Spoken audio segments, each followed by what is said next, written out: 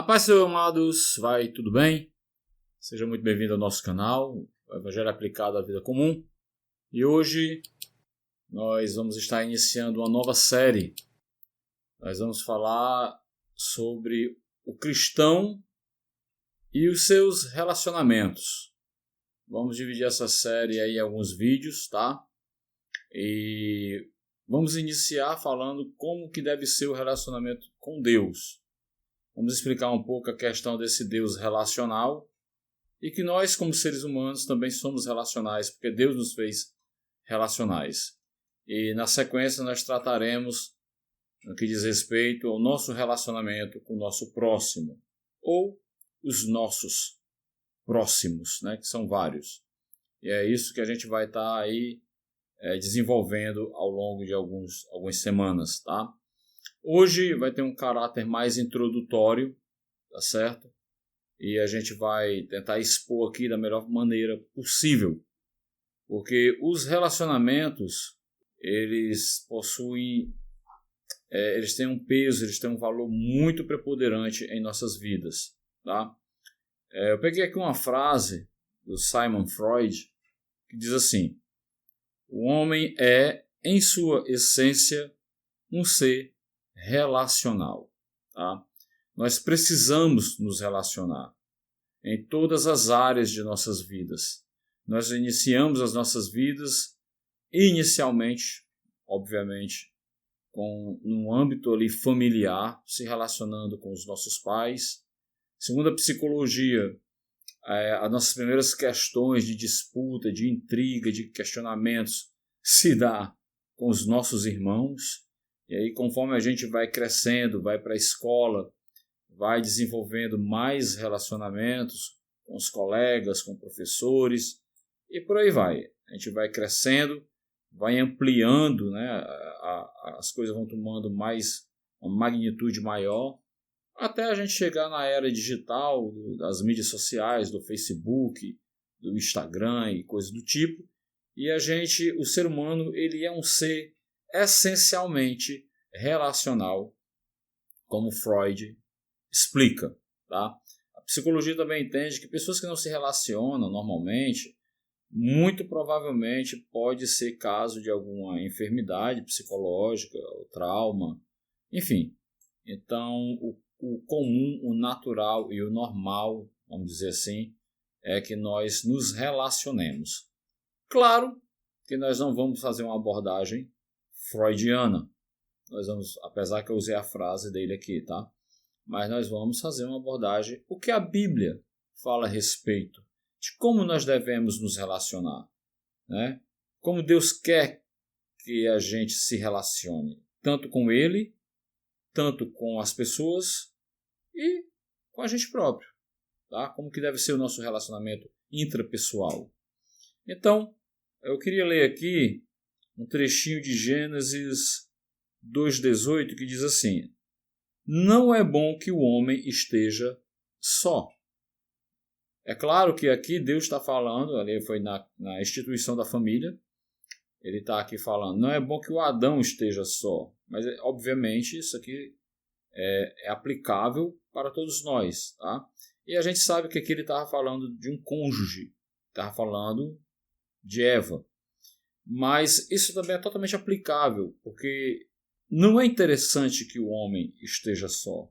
Nós precisamos nos relacionar, precisamos uns dos outros, precisamos ajudar uns aos outros.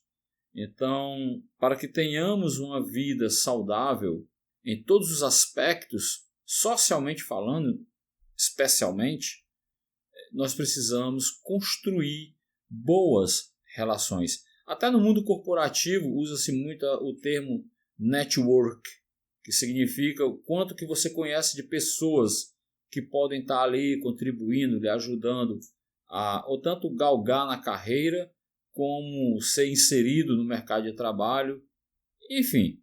Então, nós somos dependentes dos nossos relacionamentos. Isso é saudável. É claro que também a gente vai ver por que muitas das vezes os relacionamentos não se desenvolvem como nós gostaríamos. A gente vai estar vendo todas essas questões ao longo dos nossos vídeos, tá? Em Gênesis 3:8 demonstra que Deus também é um Deus relacional.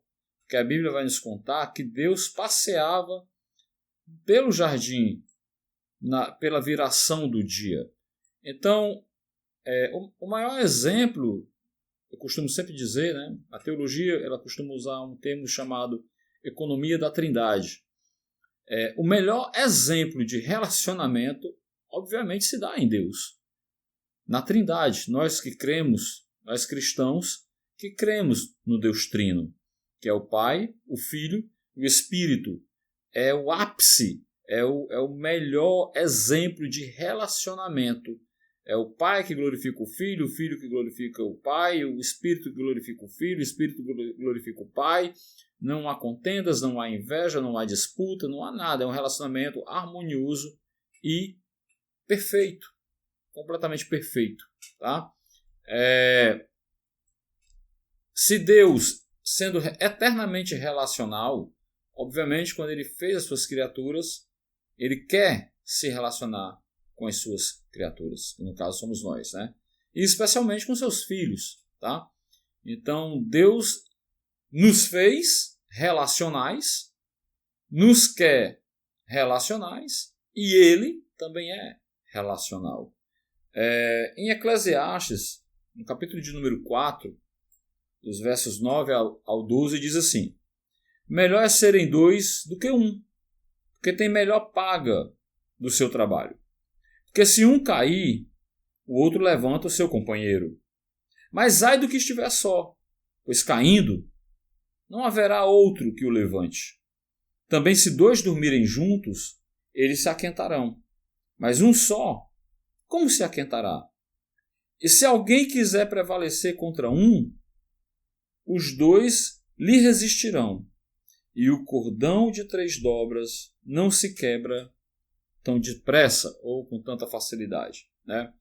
É interessante que o versículo, o texto, ele começa dizendo assim: é melhor que sejam dois. Então aqui o Senhor já está nos dizendo, é importante que haja um relacionamento. É importante que haja uma ajuda mútua, que no momento que um precisar, o outro estará lá para apoiá-lo. Tá? Mas aqui ele está falando de cooperação, ele está falando de resultado, porque quando são dois executando uma eventual tarefa, haverá uma melhor paga do seu trabalho, ou seja, haverá mais produtividade, haverá um melhor resultado. Tá? Se eventualmente um cair, aí ele vai falar de cooperação. Se eventualmente um cair, o outro ajudará, o outro levantará. Né? E se eventualmente os dois estiverem passando por algum problema, tá? Os dois se unirão para enfrentar o problema.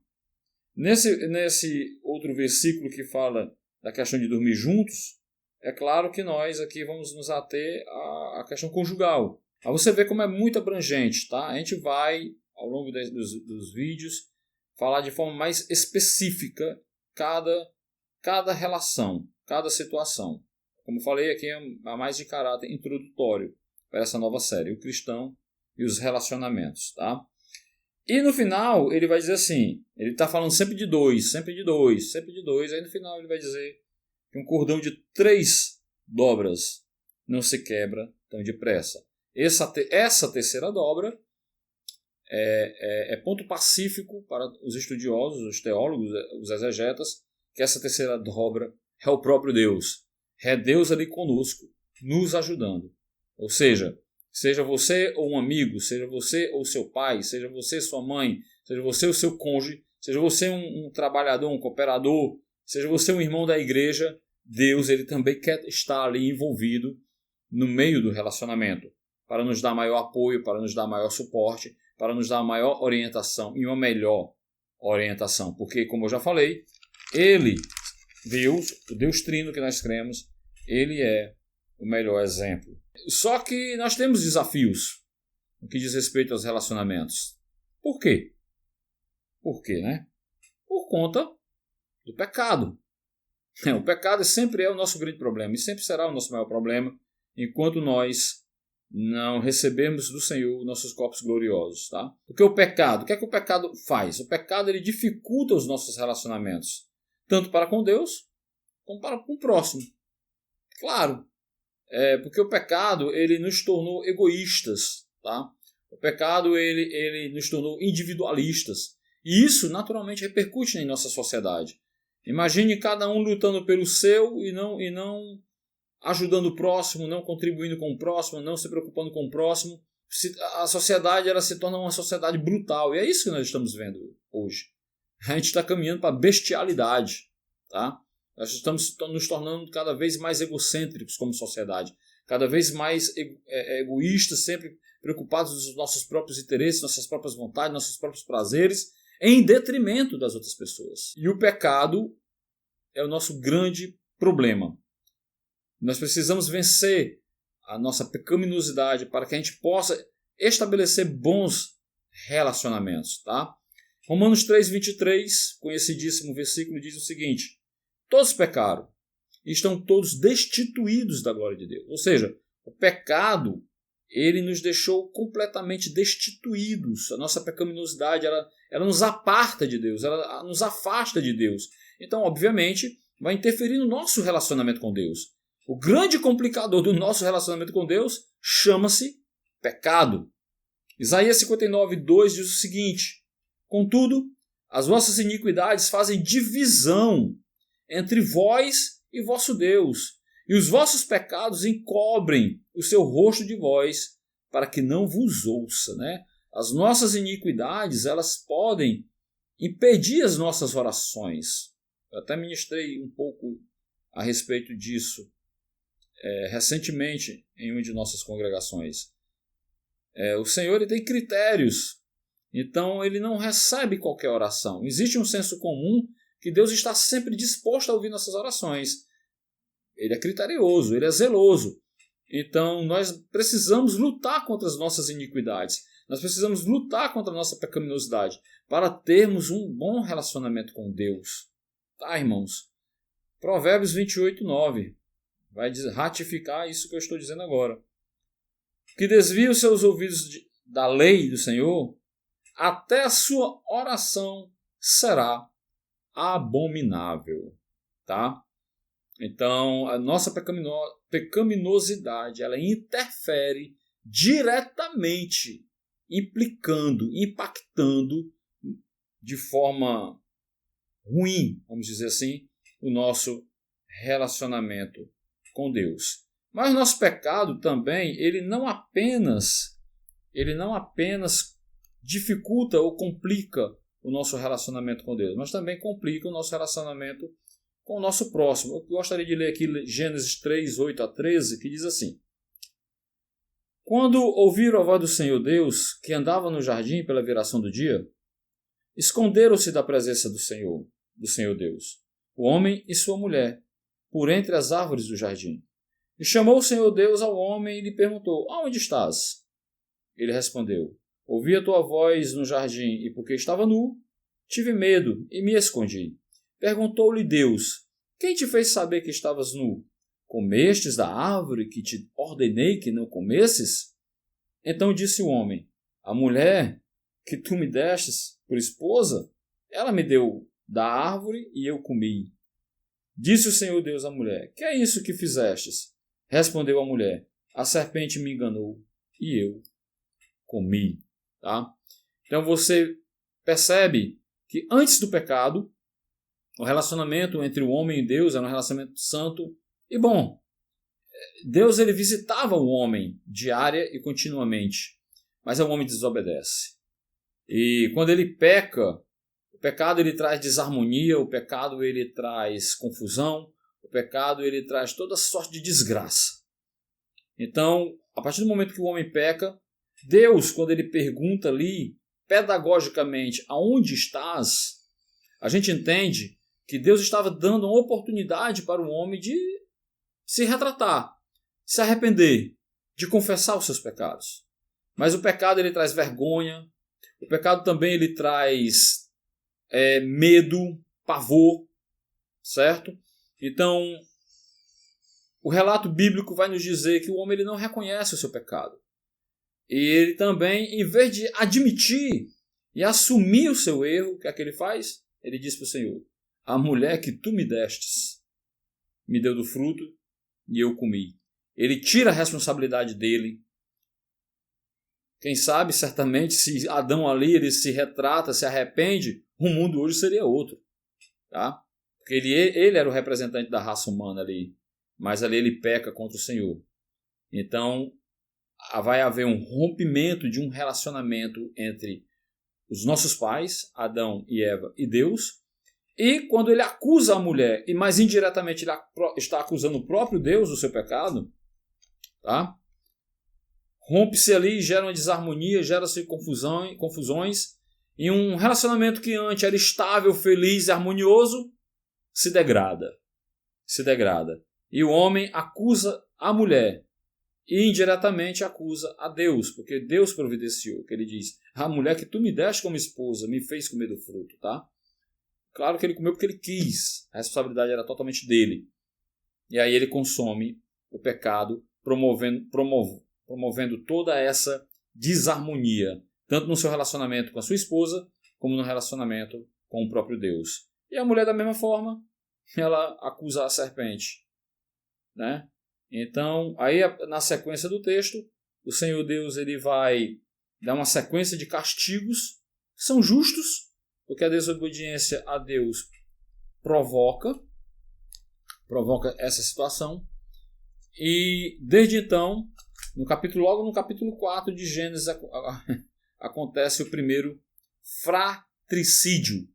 Um irmão mata um outro irmão. Então o pecado, desde sempre foi, é e será o maior desafio para que a gente venha superar, para que tenhamos bons relacionamentos.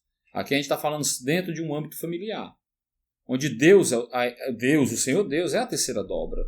Mas por conta da desobediência do homem, por conta do pecado, uma série de desgraças são acometidas na vida e na família dos nossos pais no primeiro casal, tá? Então, eu queria logo também aproveitar e trazer uma aplicação breve, que a gente precisa vigiar nesse sentido. Precisamos vigiar no que diz respeito ao pecado. O pecado ele só traz desarmonia, ele só traz desastre, ele só traz desgraça.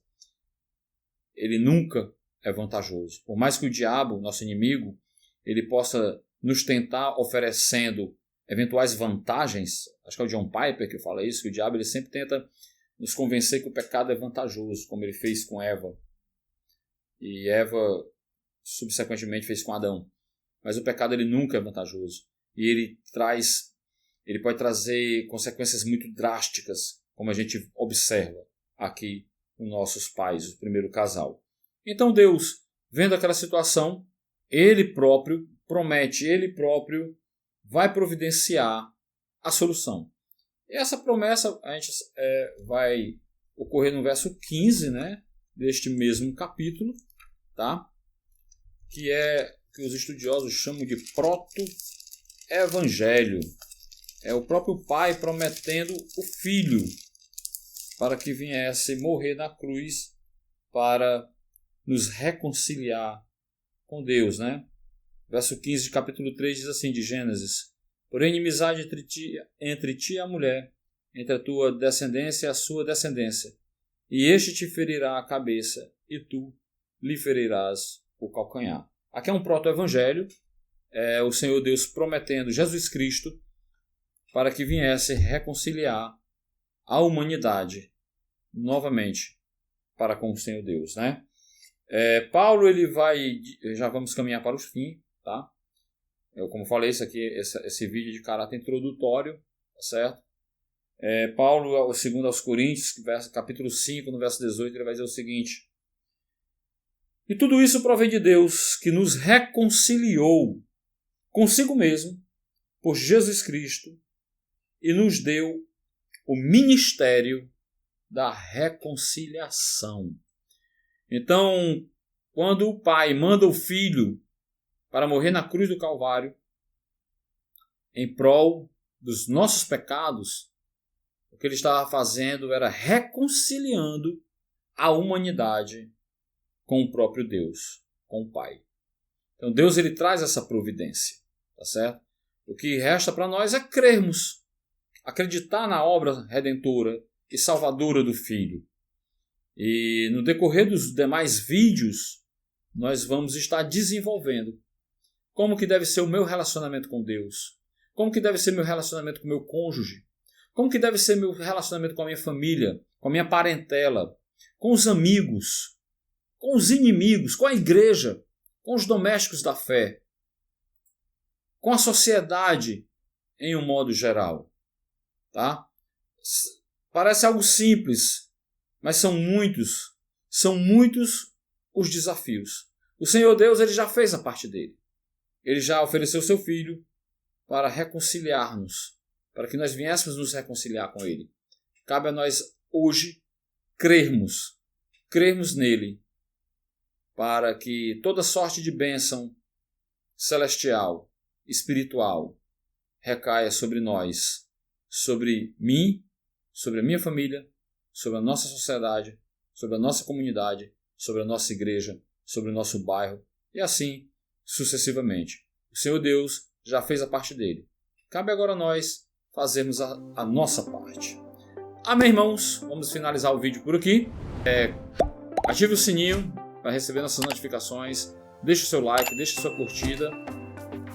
Coloque nos comentários. Eu sempre esqueço. Coloque nos comentários o que você está achando do nosso trabalho.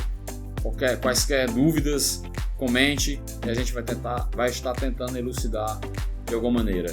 Alguma resposta a gente vai dizer para você, mesmo que a gente não saiba. Nem que seja eu não sei, tá bom? Mas a gente vai, de alguma maneira, tentar ajudar, tentar contribuir para o Reino dos Céus, para que esse vídeo abençoe a sua vida e das demais pessoas, no nome santo do Senhor Jesus. E Deus abençoe a todos, em nome de Jesus. Amém.